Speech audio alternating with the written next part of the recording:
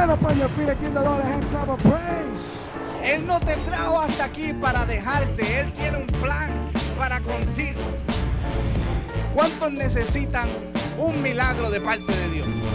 Supernatural multiplication.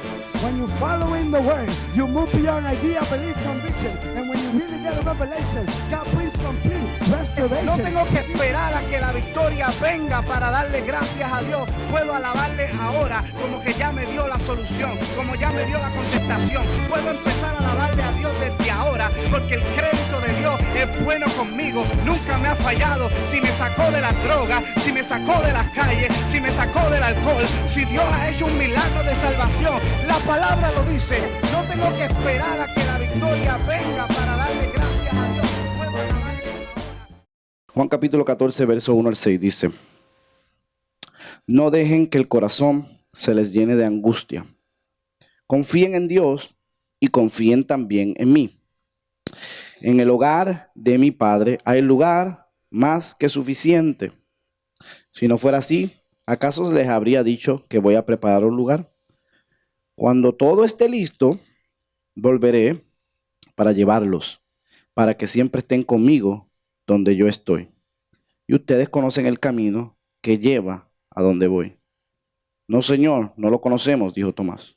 No tenemos ni idea a dónde vas. ¿Cómo vamos a conocer el camino? Jesús les contestó: Yo soy el camino, la verdad y la vida. Nadie puede ir al Padre si no es por medio de mí.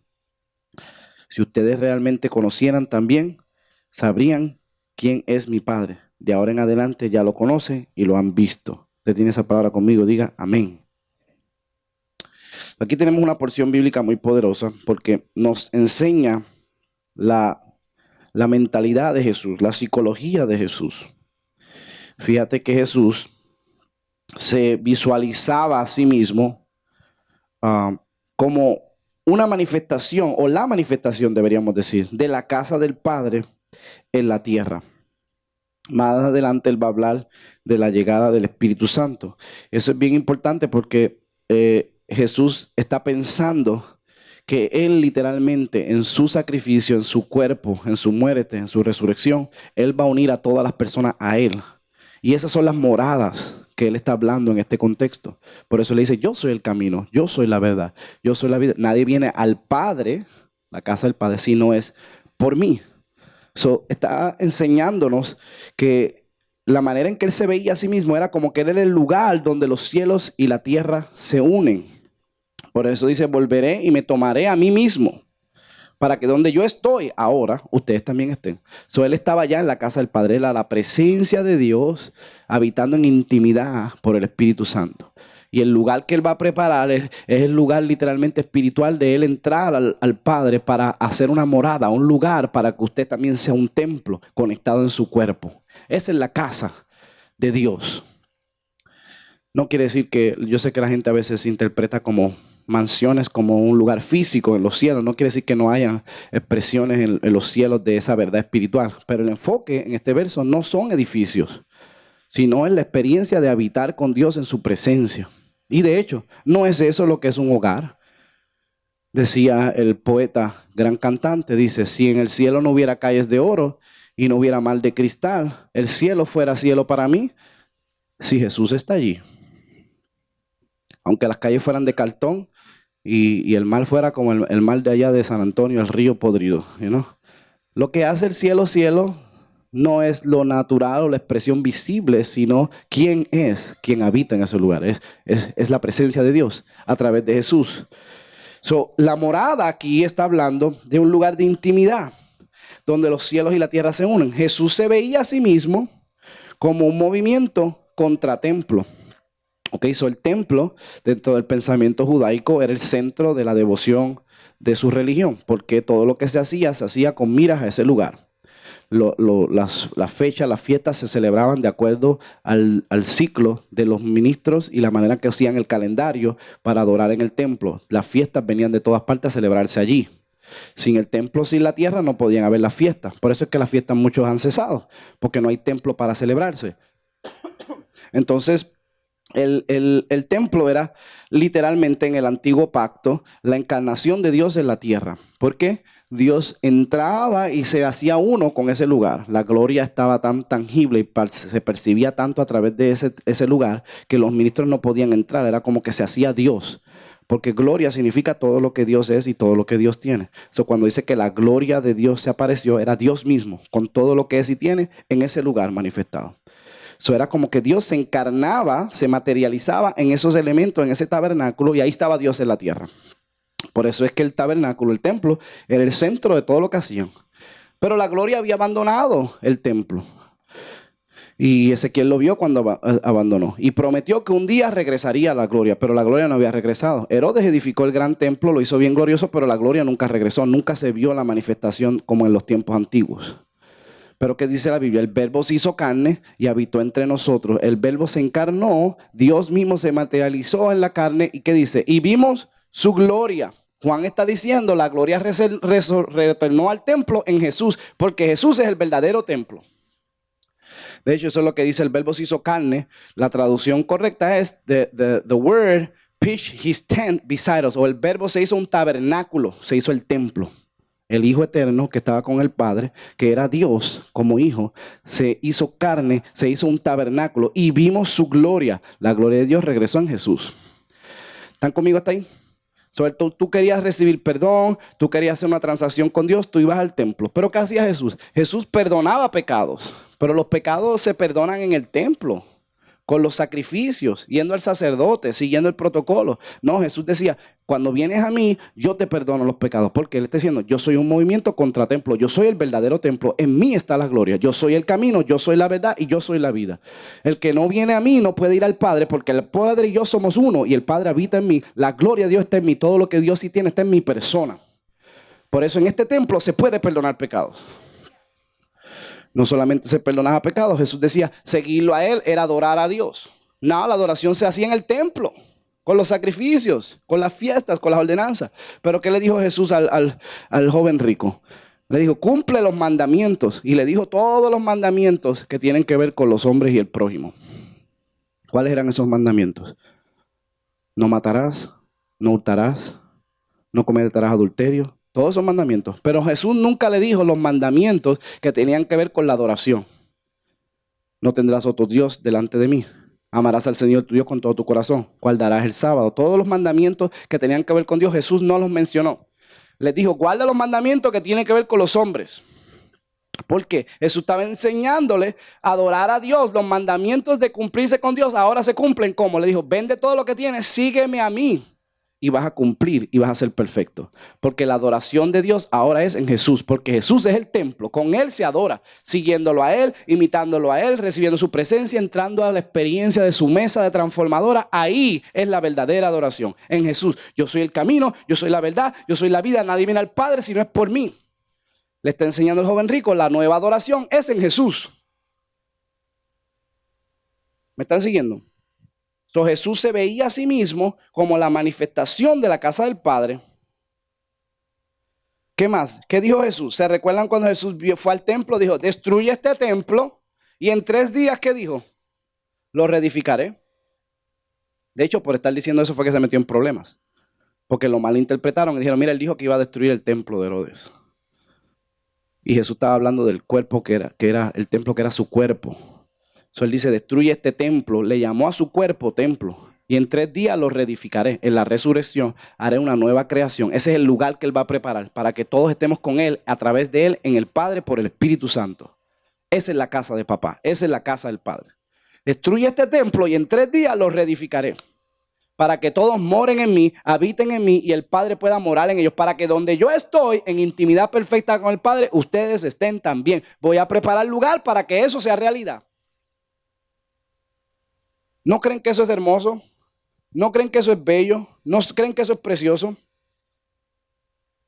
Vivir como que estamos en la casa del Padre. ¿Están conmigo?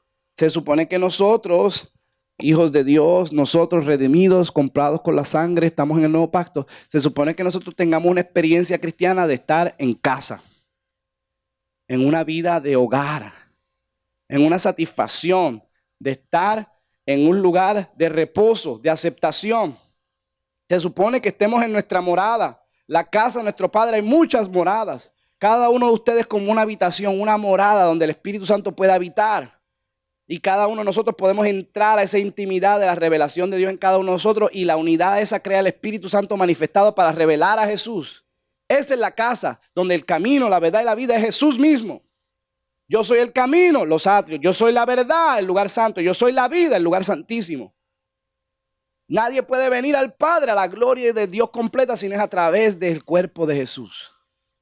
Ese misterio sucedió en la cruz, en la llegada del Espíritu por Jesús. Ahora nosotros somos la morada. Se supone que seamos un lugar de satisfacción, de vivir supervisados, cubiertos, respaldados por alguien que nos ama. Eso es lo que se siente una experiencia de hogar. Quizá el problema es que a lo mejor nosotros no sabemos lo que es tener un hogar. Por ejemplo, yo que viví traumado toda mi vida porque yo viví, que yo me recuerdo por lo mínimo, yo viví como en 6 diferentes casas cuando yo estaba en Puerto Rico. Una le decíamos la cuevita, porque era como un barranco así escondido, en una cueva. Y habían arañas y todo. Yo me recuerdo, yo lloraba porque la primera casa era la que más me gustaba a mí, cuando yo me recuerdo cuando chiquito. Otra en el campo, vivimos en el campo, en una montaña, allí. Después vivimos con mi abuela. En la casa de mi tío, que era de mi abuela, un revolú. La cuestión fue que con mi abuela viví. Y vivíamos en diferentes lugares. Y esa sensación de dónde está mi casa, cuál es mi casa, a nadie le gusta, especialmente cuando puede estar moviéndose.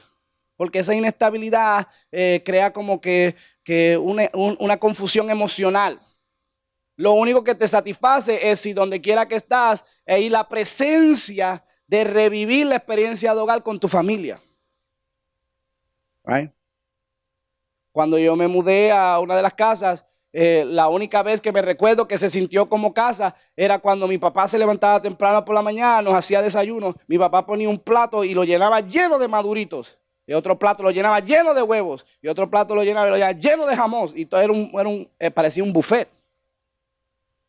Y cuando yo me levantaba por la mañana y mi papá preparaba el café y le echaba el queso adentro y toda la mesa llena de comida y mi papá estaba ahí, se sentía bien bonito y yo, esta es la casa. Ese amor, esa presencia, esa experiencia de todos sentarnos en la casa. Yo sé que mi mamá cocinaba, pero no me recuerdo ninguna vez ningún desayuno. Pero los desayunos de mi papá no se me olvidaban. Se sentía como hogar, no importaba dónde estuviera. Cuando vivía en el campo, las veces que se sentía como hogar era cuando mis 2 perritos jugaban frente al patio y yo miraba las montañas y los pajaritos volando en la montaña y ahí estaba mi papá y mi mamá que me preparaban un ponche de uva y yo cortando la grama cansado me tomaba ponche de uva según ella que para yo coger energía y ahí me animaba para yo cortar la grama y mi hermano y yo ahí cortando con machete se nos pelaban las manos y ahí se sentía como hogar. La experiencia es estar unidos. En un ideal donde somos aceptados, donde tenemos la satisfacción de vivir bajo supervisión. Alguien nos está mirando, alguien nos está cubriendo, alguien nos está guardando, alguien nos está respaldando. ¿Alguien sabrá lo que se siente estar en un hogar? Desde que yo tenía 17 años, yo me fui de Puerto Rico y estuve viajando por muchos años predicando para arriba y para abajo. Y lo más horrible que se siente vivir así es que tú te levantas y tú no sabes dónde estás. Estoy en Chicago, estoy en Rochester, ¿dónde estoy? No me recuerdo, no, la semana pasada estaba ahí, me levantaba y miraba alrededor y no me podía recordar dónde estaba. Qué horrible, sentirse que no tengo casa, me estoy quedando en un lugar por un tiempo para prepararme para irme a otro lugar. Y estar viajando en aviones para arriba y para abajo, predicando la palabra sí, pero no tener un lugar seguro.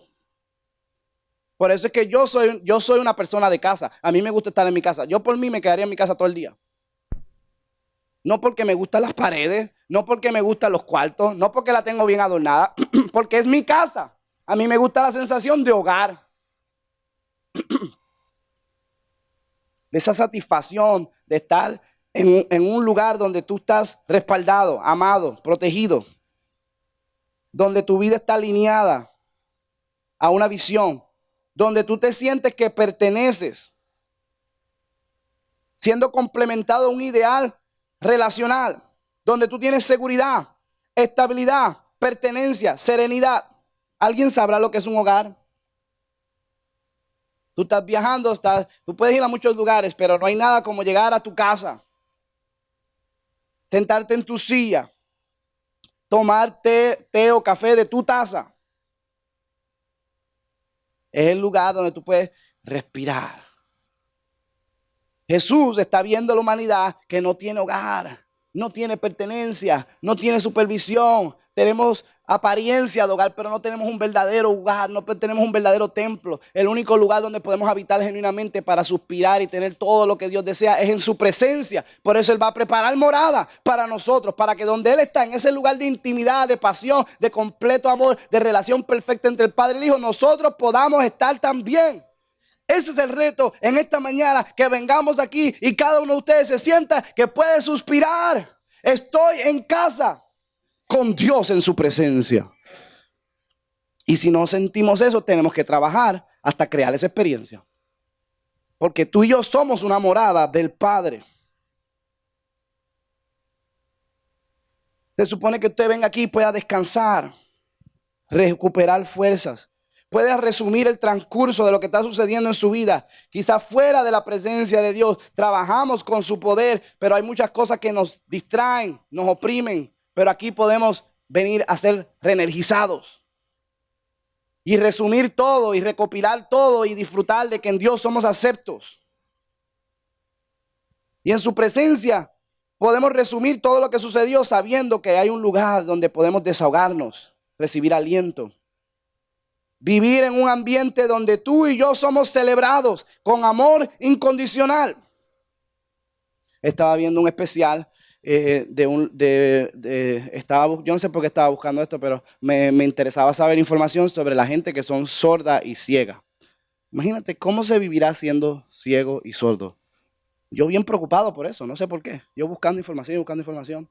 Y sí, hay muchas personas que nacen ciegos y sordos. Y yo decía, oh my, ¿cómo esa gente pueda vivir? Y empecé a buscar y vi que hay lugares preparados para esas personas. Y casi todos los lugares son cristianos. Gente que Dios le puso en el corazón preparar un lugar para cuidar a esas personas. Desde bien pequeñitos los empiezan a entrenar en el tacto para que sea su forma de comunicación. Y viendo este especial y buscando información sobre esto, decían todas las personas, decían, lo más importante que todo ser humano necesita es sentirse aceptado, que pertenece a algo y que son celebrados por quienes son. La enseñanza comienza dándole amor, que puedan sentir que están conectados a algo y que ellos tienen valor en sí mismos. Porque imagínate una persona que no ve y no oye, no tiene ninguna experiencia del mundo. Cualquiera otro que lo vieran alrededor creerían que es una pérdida de tiempo, que no existe razón por la cual invertir en ellos, que es mejor tirarlo a un instituto y ya. Y dice, no, lo más importante para que esa persona crezca y para que empiece a crecer en conocimiento, tiene que sentirse que es aceptado. Y me sorprendía como todos esos niños que no pueden ver, no pueden escuchar, sin embargo son bien cariñosos y saben abrazar. Y se le tiran encima a las maestras y siempre están abrazando a las maestras, porque quieren sentir la sensación más pura de quién tú eres, la forma más básica, es querer abrazar a alguien, saber que tú perteneces a algo. Y la experiencia de un hogar, una casa, ese lugar preparado para esas personas es para duplicar eso, para que la humanidad del ser humano no se pierda. Y tú en tu forma más simple se supone que vengas a la presencia de Dios sabiendo que aquí tú eres celebrado y amado por quien tú eres. Que te amamos a ti, te amamos a ti. Con tus debilidades, con tus faltas, con tus pecados, te amamos a ti. No por lo que puedas hacer por nosotros, no por lo que puedas producir, sino por quien tú eres, porque Dios te escogió para ser su morada. Perteneces a Él y aquí te vamos a celebrar. No tienes que tener la presión de expectativas. Es un amor incondicional. No tienes que tener la presión de agendas o demandas. El único propósito y la única agenda es amar y ser amado. Esa era la visión de Jesús cuando vino a la tierra, viéndose como la casa del Padre. Ahora, lamentablemente a Israel no le interesaba eso, como quizás muchos de nosotros tampoco tenemos interés, o la iglesia a veces quizás no está viendo eso como un ideal. Israel en su condición caída no estaba preparado para este mensaje de Jesús. No le parecía atractivo, no le parecía práctico. Ellos solo buscaban un rey revolucionario que les quitara el yugo de Roma, que les diera descanso de las naciones y de los enemigos que tenían. Buscaban una comunidad y una influencia en su tierra natal. Y Jesús, que decía, como yo quisiera amontonar Jerusalén, oh Jerusalén, ¿cuántas veces he querido amontonarlos? Como la gallina cuida a sus polluelos. Pero ustedes no quieren. Jesús se veía como el lugar donde puede haber esa intimidad, esa relación. Pero Israel tenía otra agenda. ¿Y qué pasa? Yo digo muchas veces que nosotros podemos aprender de Israel, porque nosotros somos un nuevo Israel, pero a veces cometemos las mismas faltas y los mismos errores de esta nación. Porque también tenemos otras agendas. Sí, Jesús los quería cuidar y proteger la supervisión para que entraran en intimidad con el Padre y sean la morada de Dios en la tierra, para que tengan esta experiencia de hogar, para que en su presencia puedan respirar y ser celebrados y amados, y con ese amor amarse los unos a los otros en su presencia, en su cuerpo glorificado. Pero Israel lo que quería es, no, queremos un rey que nos liberte de Roma. Queremos que nos devuelvan nuestras propiedades. Queremos que nuestros enemigos sean sojuzgados bajo nuestros pies. Queremos tener la comodidad y la influencia de tener autoridad sobre otros. Venimos a la presencia de Dios y Dios nos da una casa, Dios nos da un lugar donde podemos intimar con Él y celebrarlo a Él. No forcemos a Dios a ser un rey revolucionario cuando Él es una casa de intimidad y amor para que recibamos su pasión en la tierra. ¿Qué hizo Israel? Israel se enfocó tanto en su llamado y en su elección que terminaron idolatrando todas las promesas por encima del Dios que las iba a manifestar en ellos. ¿Qué pasa? Somos la casa del Padre, somos la morada de Dios. No cometamos el mismo error de Israel, que se enfocaron en que la promesa era para ellos. Se enfocaron que la descendencia venía de Abraham. Se enfocaron que tenían una tierra con promesa. Se enfocaron tanto en que eran escogidos y empezaron a idolatrar esas cosas. Y se desenfocaron hasta el tiempo que cuando vino Dios mismo para darle el cumplimiento a todas esas promesas en su presencia, con una casa donde podían morar en la gloria de Dios, no lo pudieron reconocer, no lo pudieron valorar, sino que lo sustituyeron. Tú y yo, nosotros, no podemos enfocarnos tanto en las bendiciones de Dios. No nos podemos enfocar tanto en que somos escogidos por Dios, que dejemos de disfrutar la razón por la cual nos escogió, que es para que seamos un canal de bendición a otros. Que no idolatremos las cosas que tenemos, sino que las sirvamos y las entreguemos en adoración de regreso al Padre. Todas las cosas son hermosas a la medida que aprendamos cómo cederlas y entregarlas para atrás a Dios en adoración. Eso es bien terrible, pero es una gran verdad, bien profunda. Tu trabajo es precioso y hermoso, siempre y cuando tú lo puedas ceder, que sea una expresión de adoración a Dios. En el momento que tú dejas de cederlo, es un ídolo y se vuelve un obstáculo entre tú y Dios. Nuestros hijos y nuestras familias son hermosas siempre y cuando cedamos a Dios a su propósito y le entregamos para que nos llene de su amor y su revelación a través de nosotros para ellos. En el momento que dejamos de hacer eso, se vuelve una idolatría que nos separa y nos destruimos nosotros a nosotros mismos con las bendiciones que Dios nos da. Somos como Israel, que se arraigó tanto de la tierra y de las promesas que no reconoció al Dios que iba a darle consumación a esas cosas.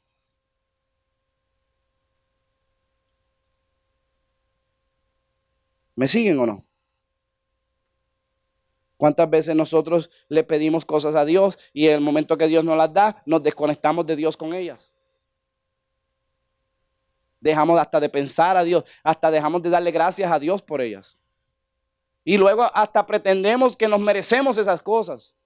O tenemos la actitud de que Dios debería dárnoslas. Y hasta nos quejamos cuando Dios no nos las da. Lo que comenzó con un clamor de gratitud y un clamor de promesa, una vez que llega, se distorsiona porque dejaste de cederlo a Dios. Te enfocaste más en eso que en el Dios que te dio eso para revelar su amor en ti.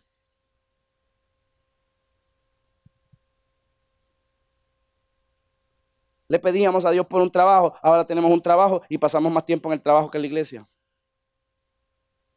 Nadie dice nada en esta iglesia. Le pedíamos a Dios un bote y ahora todos los domingos a pescar se ha ido.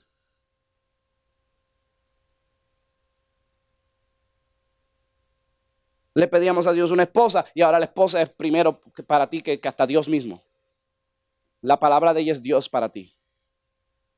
Si ella no quiere, no se hace. No consultas a Dios, ya ni estás creciendo ni buscando Dios. Lo que quieres es complacer a la mujer. ¿Para eso querías esposa? No para revelar quién Dios es, no para instruirle en los caminos, no para tener un matrimonio conforme al diseño de Dios, sino para idolatrarla a ella.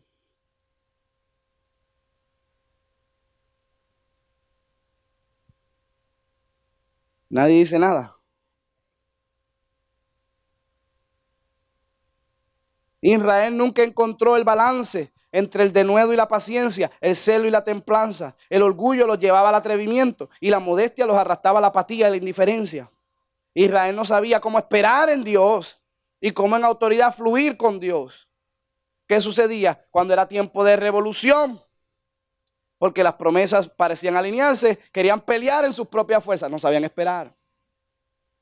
Cuando parecía que estaban bajo el juicio de Dios y Dios los había abandonado, no sabía cómo literalmente tener celo para que en ese tiempo Dios regrese a Israel. Estaban desbalanceados, no tenían balance. Así nos pasa a nosotros como Israel, no sabemos esperar en Dios. Queremos forzar las cosas cuando es tiempo de esperar. A lo mejor Dios no cambia tu circunstancia porque te está cambiando a ti. A lo mejor Dios no está trabajando fuera de ti porque quiere hacer algo en tu interior. A lo mejor Dios no está acelerando las cosas porque quiere enseñarte a que te quedes tranquilo. Pero no tenemos la paciencia. Queremos las cosas cuando nosotros digamos, como nosotros digamos, ahora en este instante. O muchas veces decimos, pues si hay que esperar, pues entonces me voy a echar el fresco. No voy a hacer nada, no voy a desear, no voy a orar, no voy a buscar. Que sea lo que Dios quiera y que sea lo que Dios quiera cuando Dios diga es que tú no quieres participar de ello. Cometes el mismo error de Israel. Que siempre estaban en revolución y Dios no los estaba respaldando o en apatía comprometiéndose en el mundo cuando era tiempo de consagrarse y prepararse para la visitación de Dios. A través de toda la historia de Israel es el error que cometió Israel y el error que cometemos nosotros. Porque Dios nos ha hecho para que seamos su casa. Dios nos ha hecho para que seamos su habitación. Y en esta casa Dios te va a capacitar. Y en esta casa Dios te va a preparar. Y en esta casa a veces tú tienes que tener paciencia en lo que Dios trabaja en ti. Y hay veces que Dios te llama y te reta para que tú uses tu fe y avances el reino. Y proclames con autoridad, con violencia lo que Él tiene para tu vida. Y tú tienes que discernir cuando es el tiempo de Dios con su dirección y su espíritu. En esta casa hay que trabajar y esforzarse. Y también hay que aprender a esperar y a dejar que Dios obre. Y si no tenemos ese balance es porque no tenemos intimidad con Dios. Se requiere intimidad con Dios para saber cuándo esperar en Él y saber cuándo Él te ha dado la autoridad para forzar las cosas. Pero ¿qué queremos? Algo mecánico, rutinario, algo que no requiera intimidad personal. No queremos dialogar para estar en común acuerdo con Dios. No queremos pagar el precio para escuchar su voz. No podemos caer en apatía o en indiferencia. No nos podemos dejar arrastrar por las circunstancias. Tenemos que entender que somos casa de Dios y en esta casa hay que trabajar. No idolatrar el llamado, ni sustituir las cosas que Dios nos ha dado, sino enfocarnos en Él, en su presencia, en su gloria. Es lo que Jesús quería hacer. ¿Qué hizo Israel? Convirtió la revelación de Dios, la palabra de Dios, en un sistema de espiritualidad falsa que les endureció el corazón y los alejó de Dios y de los demás. No podemos sistematizar a Dios. Hacemos de la iglesia una rutina. Nos volvemos cristianos profesionales. Yo sé decir aleluya, yo sé decir amén, yo sé hablar mis lenguas mecánicas. Y lo hacemos un sistema. Ya tenemos canciones profesionales, 2 canciones lentas, 3 canciones rápidas. Tenemos un programa, sabemos predicar para aparentar que algo está sucediendo. Siento la gloria de Dios. Aleluya. Dios, siento mi alma. La presencia de Dios está aquí. La gente, aleluya. Y es algo mecánico que nosotros controlamos, que nosotros manipulamos, que nosotros dominamos. Y tú sabes lo que hace eso, nos endurece el corazón. No nos hace sensible. Cuando es Dios de verdad ya no lo saben reconocer. Porque están acostumbrados a lo que ellos piensan que es el mover de Dios. Es una espiritualidad falsa. Y nos aleja de Dios y de los propósitos de Dios. Y dejamos de ser la casa del Padre. Dejamos de ser la casa del Padre. No nos interesa el bienestar de las personas. Dejamos de ser la casa del Padre. La gente viene y se va de la iglesia y nadie los llama ni los busca. Dejamos de ser la casa del Padre. La presencia de Dios se manifiesta y somos insensibles a ella, no nos abrimos, ni reconocemos cuando Dios quiere trabajar contigo, cuando te está llamando a un tiempo de quebranto, a un tiempo de entrega, a un tiempo de consagración. Tú quieres seguir tu rutina mecánica, tu ritual y tu protocolo, lo que has dominado de Dios, tus obras de la ley, para sentirte que estás escogido y que estás en el programa. Pero tu corazón se ha endurecido, como Israel nos puede pasar a nosotros. No podemos entrar ni ser casa de Dios porque convertimos la revelación en una espiritualidad falsa.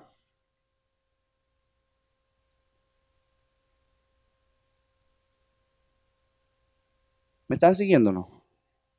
Dentro de esta perspectiva podemos ver que Jesús quería para Israel que vinieran a Él para que en Él fueran reconciliados y transformados. Venga, la verdad que Jesús tenía mucha fe porque eso es un reto bien grande. Por eso escogió tantas personas tan diferentes y por eso empezó a traerlos alejados y empezó a sentarse en la mesa con gente que eran pecadores, con gente que ni siquiera pertenecían al pacto. Empezó a incluirlos porque los está retando. Es que nosotros en nuestra humanidad, en nuestra condición caída, no podemos ser restaurados, pero en su presencia con Él, Él hace todas las cosas nuevas. Esa es la casa del Padre. Para que la gente pueda ver que solamente Dios puede unir esas personas. Solamente Dios puede cambiar y transformar esas vidas. Solamente Dios puede tornar esos corazones para ser sensibles a Él. Cuando Jesús está hablando de la parábola del hijo pródigo, si le tomas este significado y este enfoque, puedes profundizar más teológicamente a entender lo que realmente estaba sucediendo. ¿Cuál era la filosofía de Jesús? ¿Cuál era la mentalidad de Jesús? ¿En qué manera Jesús quería ser para Israel la casa del Padre? Quería proyectar su misión, su ministerio y su enseñanza para que la identidad de Dios se revelara en Él para los demás.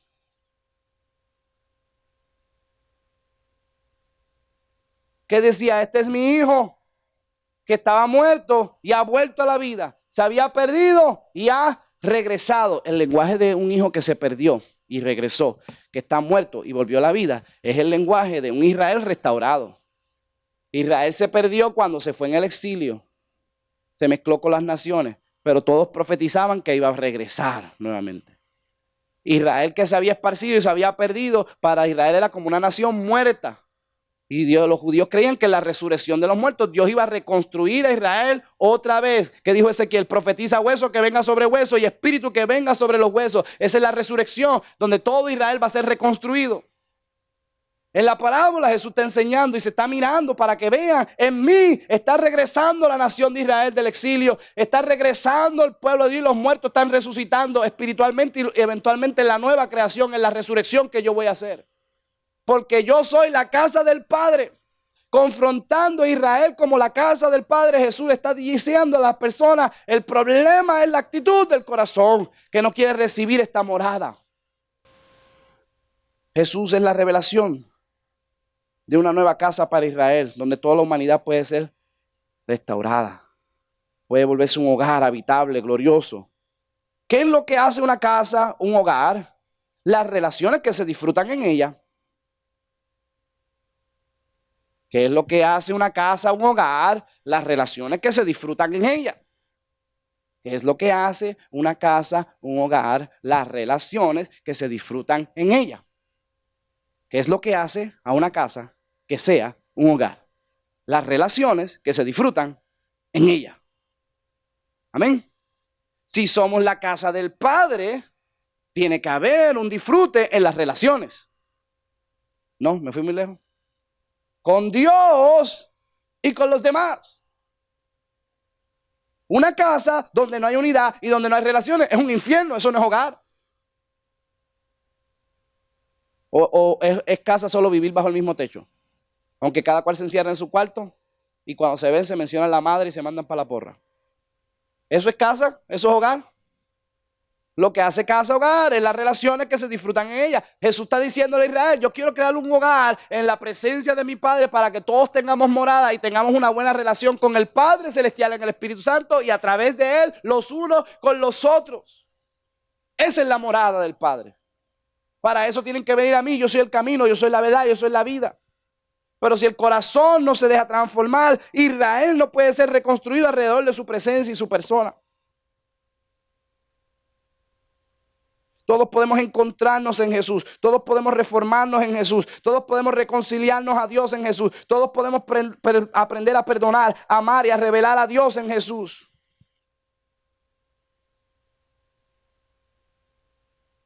Cuando Jesús habla de un hijo perdido que se había encontrado, cuando Jesús habla del hijo perdido que estaba muerto y ha regresado a la vida, esta tipología hablaba de la nación de Israel. El hijo perdido de Dios entre las naciones que ha vuelto.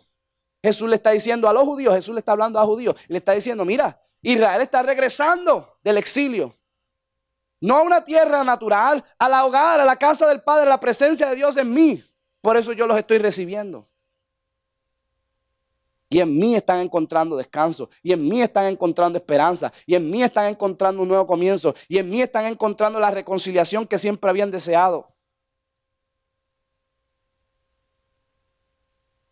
Pero no solamente el Israel había perdido, había un Israel que siempre había estado en la tierra, siempre había estado con la palabra, siempre había estado con las promesas, siempre había estado con el templo, y con ese templo se había endurecido y no podía reconocer a Jesús mismo, que era la casa del Padre. El hijo pródigo representa al Israel perdido en las naciones, y el hijo mayor representa al Israel nacional que siempre había estado en la tierra con el Padre, pero en tu corazón endurecido no podía recibir a Jesús. Y esto no es solamente conocimiento teológico histórico para Israel. Lo mismo que le sucede a Israel nos sucede a nosotros. Porque todos los que estamos aquí en esta mañana somos uno de estos dos hijos. O estamos aquí endurecidos, o estamos por ahí buscando identidad fuera de la casa del Padre. Porque que vengamos al templo y porque levantemos la mano no quiere decir que estamos disfrutando del Padre. Y no quiere decir que somos la morada de Él tampoco. Porque lo que hace una casa hogar son las relaciones que se disfrutan en Él. Y si tú no estás disfrutando tu relación con Dios en contexto con los demás, tú no eres casa de papá. Tú eres un Israel o perdido, como el hijo pródigo, o eres un Israel endurecido, como el hijo mayor. Palabra de Dios. Te alabamos, Señor. Tócame ahí la campanita, los monaguillos. Ting, ting, ting, ting.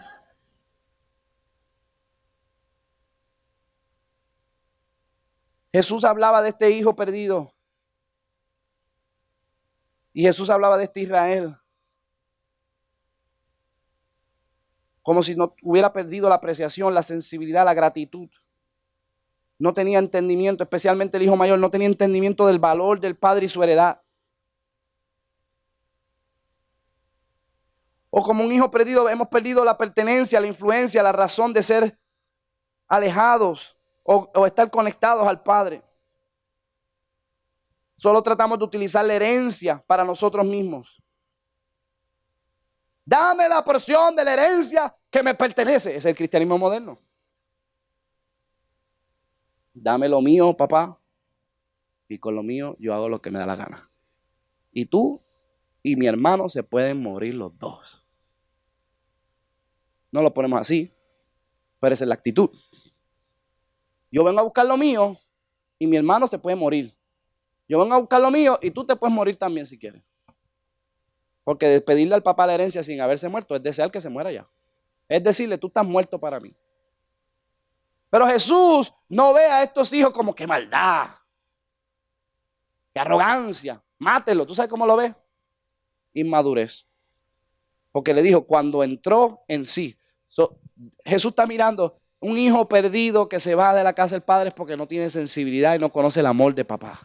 Y está fuera de sí, no está actuando conforme a su verdadera identidad. Simplemente está en inmadurez. Y nosotros en inmadurez nos descarriamos, en inmadurez perdemos nuestra identidad. En inmadurez nos vamos a buscar las cosas que ya tenemos. En inmadurez queremos gastar todo lo que tiene y no tenemos las prioridades donde deben estar, porque en inmadurez preferimos cosas en vez de relaciones y preferimos buscar y tener cosas materiales en vez de tener una relación correcta con papá. Pero cuando entres en ti y madures y te des cuenta que lo único que importa en esta vida es una relación con Dios, vas a decir como el hijo pródigo, yo me levantaré y volveré a la casa de mi padre. No hay nada más importante. Yo prefiero ser un siervo y un esclavo esclavos en la casa de papá que están lejos de su casa. Hasta los esclavos tienen pan de más en la casa de papá. Yo solamente quiero estar con Él, cerca de Él, escucharle a Él, tener su presencia. Y ese es el corazón que Jesús quiere para Israel, que regresen a desear la intimidad con Dios, que crea relaciones con el Padre y con los demás.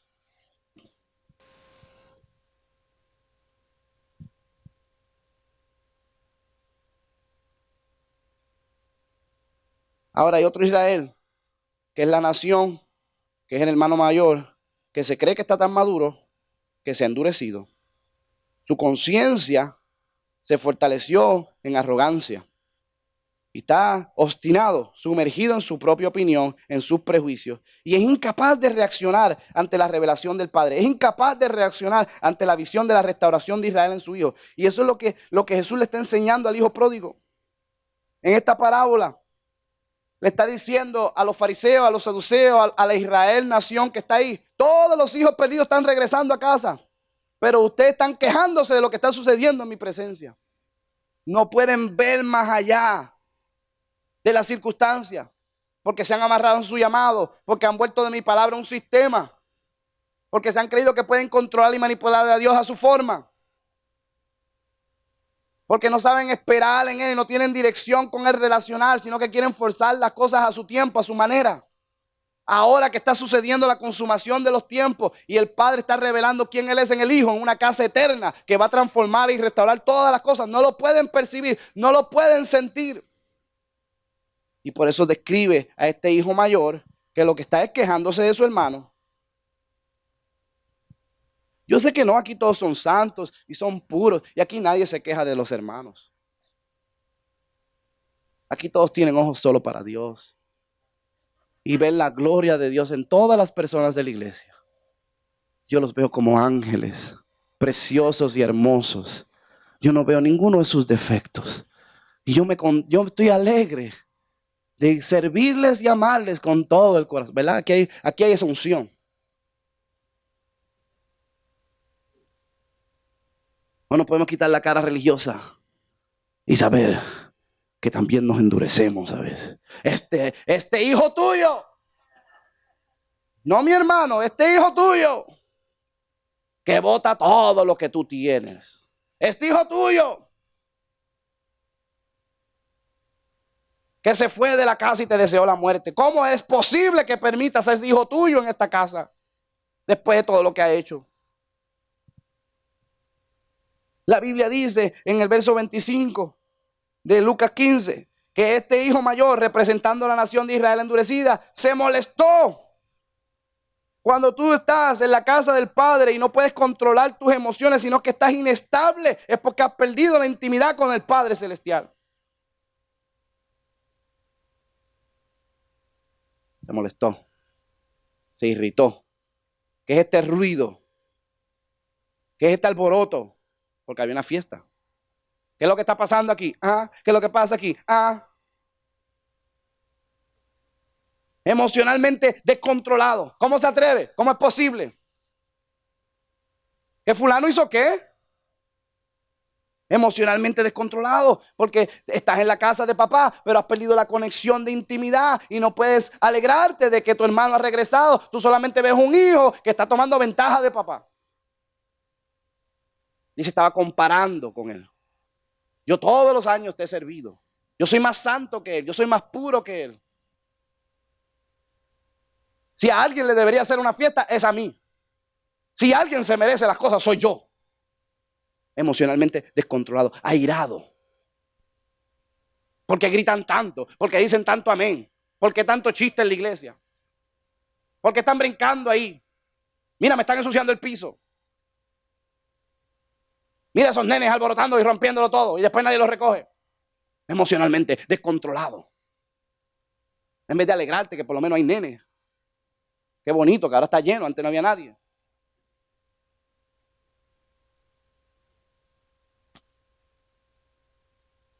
Así estaba Israel nacional, todos lo veían mal. Porque Jesús está perdonando a los pecadores. Porque Jesús se sienta con las prostitutas. Porque Jesús los invita a toda la mesa. Porque no hace nada conforme a la ordenanza del templo. Si de verdad fuera profeta, reconocería lo mal que están esas personas. Si de verdad fuera de Dios, los pondría en penitencia, los corregía. ¿Por qué Jesús está tan contento con ellos? ¿Qué decía la reputación de Jesús? Amigo de publicanos y de pecadores. Comelón y bebedor. Oh my God. ¿Cómo podían? Esa era la reputación de Jesús. Era un comelón y un bebedor. Porque se andaba con toda la gente que estaba ahí. Él a todos los recibía, a todos los invitaba. Y a todos los perdonaba. Y él creía que todos iban a ser restaurados en él.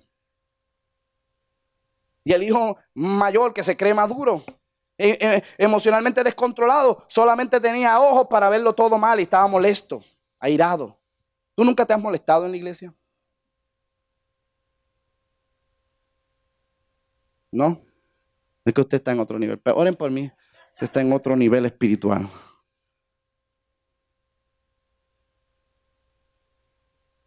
Ves las cosas fuera de la iglesia y te molestas.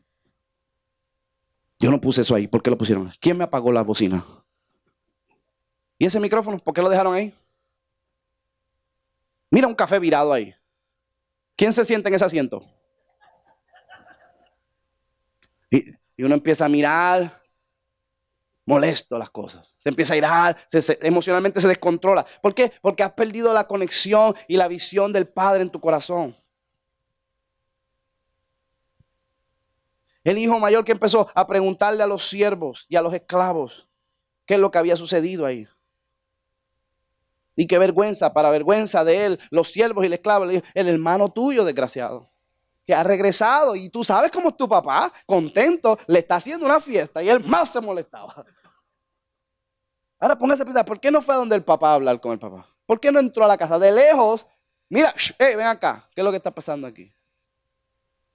Porque la relación con Dios, cuando tú dejas de habitar en la casa del Padre, se vuelve impersonal.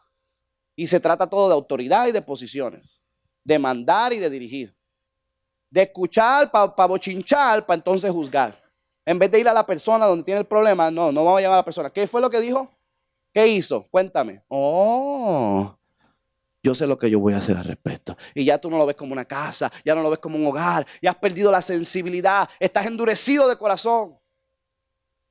Deberías ser sensible a la presencia de tu Padre Celestial. Controlarte emocionalmente y aprender que el Padre lo que quiere es relación. Mira, por más endurecido que uno esté, así deberíamos ser, por más endurecido que esté. Si papá te quiere, pues yo te quiero también. Todavía a lo mejor no encuentro de mí, pero yo sí quiero a mi papá. Y porque mi papá te quiere, pues yo te quiero también. ¿No fue lo que le dijeron los hermanos de Israel a José cuando lo encontraron? Le dijeron, mira, no le rompamos el corazón más a nuestro padre, porque cuando vendimos a nuestro hermano, sufrió tanto, yo no quiero ver a mi papá sufrir. Por amor a mi papá, mejor sacrifiquémonos nosotros que no pierda a su Benjamín, a su pobre hijo otra vez. Y si nosotros tenemos sensibilidad al Padre, por amor al Padre, toleramos las cosas. Por amor al Padre, aceptamos los que quizás nos caigan mal. Por amor a papá, si papá se goza en él, papá le está dando la presencia, el Padre se está deleitando en él, el Padre lo está restaurando, vamos a creer en fe que el Padre tiene un propósito. Unámonos a la fiesta y a la celebración. Pongamos una sonrisa, aunque sea el aguaje, y alegrémonos con el Padre de que ha regresado el hijo. Pero estaba herido el hermano mayor y se había ofendido porque no le gustaba la afección que el padre tenía hacia su hermano. Cuando nosotros estamos ofendidos personalmente, porque hemos perdido sensibilidad a la presencia del Padre.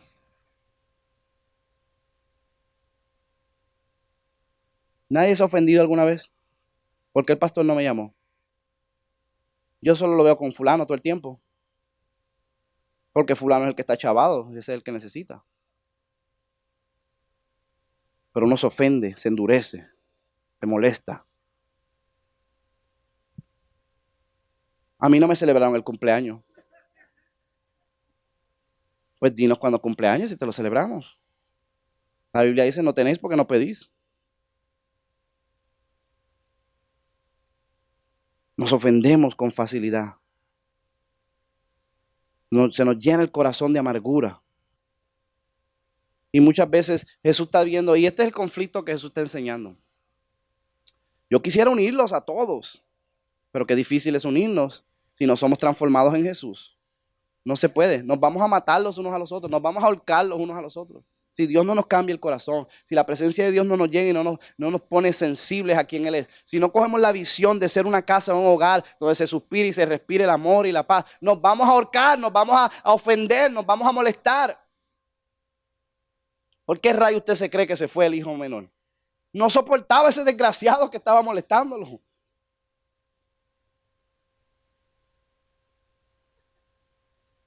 Eso es un poquito ahí, imagínate cómo era cuando estaba ahí. Se estaban peleando por la herencia. Dame la porción que me pertenece. Y aquel molesto, ¿por qué le dio la porción a él?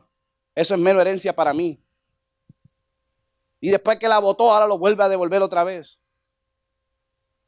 Pero cuando tú estás desesperado por el amor y la presencia del hogar del Padre, ya no te importa nada. El hijo menor ya no le importaba nada más que decir, yo prefiero ser un esclavo y estar en la casa. Y con eso yo estoy contento después que esté cerca de mi papá. Que se moleste y que diga quien sea lo que sea. Yo estoy satisfecho si estoy en la casa de mi Padre, en su presencia, en su amor, recibiendo su perdón y su gracia.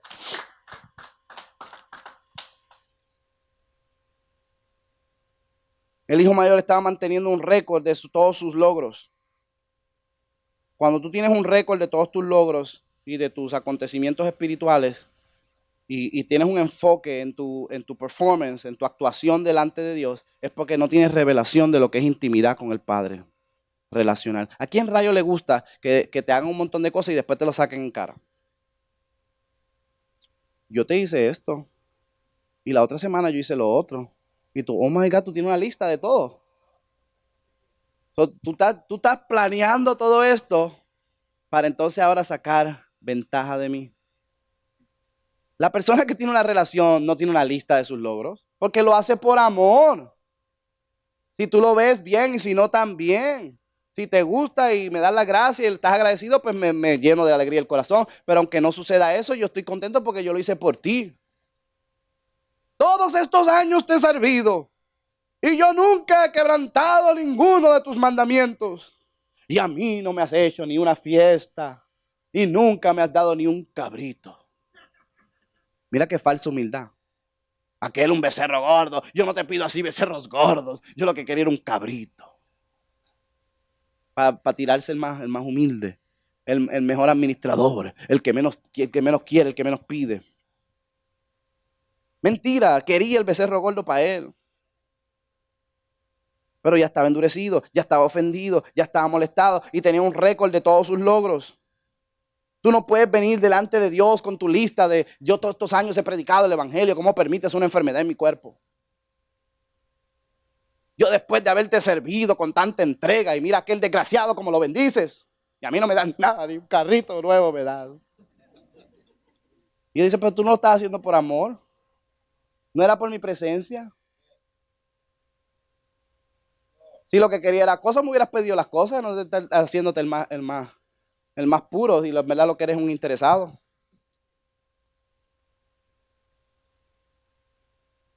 Nosotros venimos a la presencia de Dios simplemente como personas necesitadas de Él, queriendo más de su amor y de su presencia. No sacándole en cara a Dios nuestros logros, ni nuestras ofrendas, ni todo lo que hemos hecho. Dios sabe. ¿Tú te crees que Dios no sabe? Dios tiene récord de todo. Y sabe por qué lo diste también. Eso no te lo dice. Lo recibe, pero sabe lo que está profundo en tu corazón. Dios lo sabe, uno no tiene que sacárselo en cara. Dios lo que quiere es que lo deseemos a Él, sobre todas las cosas. Que anhelemos más de su presencia. Y si un día maduramos de verdad, que anhelamos ser la casa de Él, la manifestación de su presencia en la tierra, un hogar donde puedan haber relaciones con Él en intimidad, Padre, Hijo, Espíritu Santo y con los demás en el amor de Dios. No bases tu identidad según tus logros, sino a quién tú perteneces. Yo tengo una familia de fe, yo pertenezco al cuerpo de Cristo y yo quiero ser la morada de mi Padre. No voy a entretener en mi mente un sentido exagerado de importancia. Eso sí que está bien terrible. A veces tenemos un sentido personal exagerado, creemos que somos más importantes de lo que somos. Jesús dijo, Dios puede levantar hijos a Abraham de las piedras. Ay, que eso sí que eso duele, eso ofende. Es un privilegio que estemos en la casa de Dios. Es un privilegio que nos dé la oportunidad de participar de su presencia. Es una gran oportunidad que somos utilizados para su gloria. No nos creemos que somos indispensables, ni que somos más importantes de lo que somos. Es el amor de Dios que nos ha escogido y nos permite disfrutar todas estas cosas. No te compares con tus hermanos. No te compares como superior a los demás. No te creas que eres una leyenda en tu propia mente. Todo lo que tenemos es por la gracia de Dios. Eso es una gran verdad. Escuche lo que le voy a decir. A veces cuando más revelación y presencia usted tiene, es cuando menos resultados Dios te da. Y hay veces que a la gente mientras más bruta y más miserables son, más gracia Dios les da. Para que nunca nadie se crea que es por lo grande que tú eres, ni lo importante. Ay, qué duro, eso es como que, eso ofende. Para que todo el mundo se quede bajito. Y cuando tú ves a aquel desgraciado, tú dices, a Dios sea la gloria. Es Dios. Y cuando Dios te dé muchas cosas y mucha presencia y una palabra, dice, y si Dios no le da la gana, no significa nada. Porque Él es el que añade, Él es el que quita, y lo importante es que en su casa crezcamos en el conocimiento de Él. No que nos engrandezcamos y hagamos un nombre para nosotros mismos.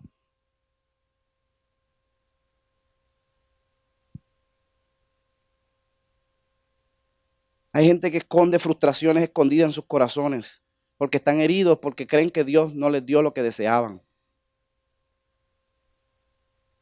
Mira lo que insinuó este desgraciado, dijo, nunca me diste a mí una oportunidad para gozarme con mis amigos. Mira qué infeliz. O sea, en otras palabras, en su mente era más importante celebrar con sus amigos que estar con su papá y con su hermano.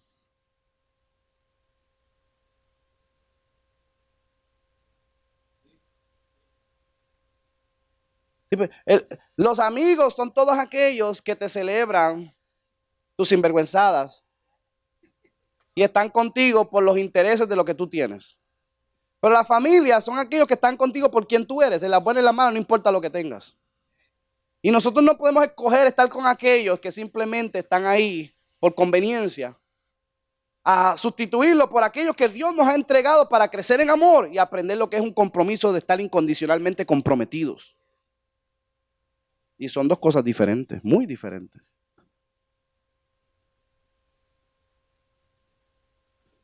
¿No creen que eso es triste? Que siempre escojamos celebrar con nuestros amigos. ¿Qué significa? Mira, te voy a dar el discernimiento. Cuando tienes personas a tu alrededor que solamente están contigo por un factor en común, quita ese factor en común y se van. Son solo amigos, no son familia. ¿Cómo tú sabes? Solo están contigo por el dinero que tú tienes. Quita el dinero, te quedas pelado y huyen.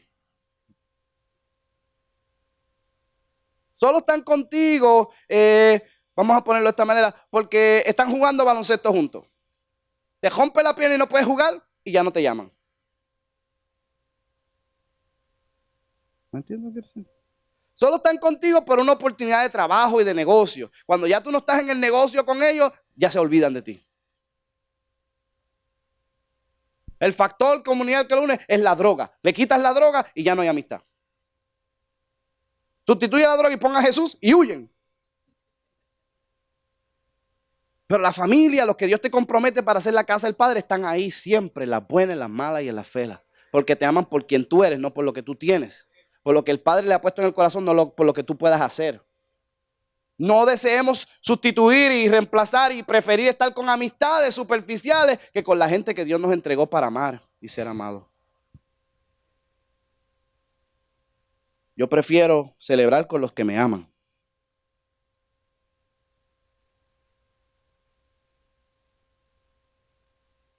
Seamos sanados de toda frustración interna y seamos libres. Dios nos ama, que se fastidie lo que nosotros pensábamos que Dios nos debería dar. lo más importante ya nos los dio, que es la intimidad con Él, la presencia de Él. Quitémonos los prejuicios de pensar que Dios nos debe algo. Vivamos para su gloria. Vivo para Él, para su gloria. Pablo dijo de esta manera: yo vivo y muero para su gloria. Si vivo, para Cristo vivo. Si muero, para Cristo muero. O sea que viva o muera, de Cristo somos. Así que a Él sea la gloria. Que Cristo sea glorificado en mí, para vida o para muerte. Ese es el gran privilegio de pertenecer a la casa del Padre. Que Dios va a sacar gloria de mi vida. Su gloria va a ser vista a través de mí. Ese es el privilegio. ¿Cómo lo haga? ¿Con quién lo haga? ¿Por qué lo haga? Eso es asunto de Él, eso no es asunto mío. Si yo tengo la visión de ser casa del Padre, yo me regocijo con mis hermanos. Porque es el gozo del Padre. Amén. Den un aplauso al Señor.